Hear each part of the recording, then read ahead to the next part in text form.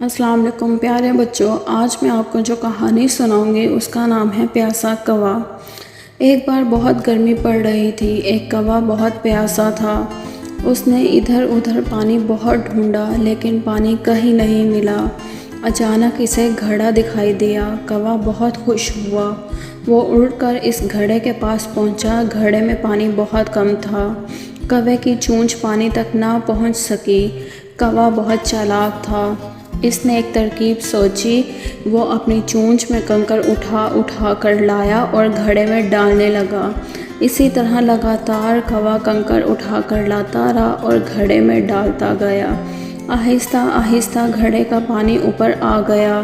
کوا گھڑے پر جا بیٹھا اور اب پانی اتنا اوپر آ چکا تھا کہ کوے کی چونچ پانی تک بآسانی پہنچ گئی۔ کوے نے خوب پانی پیا اور اپنی پیاس بجھائی۔ پھر وہ پیڑ پر جا کر بیٹھ کر آرام کرنے لگا۔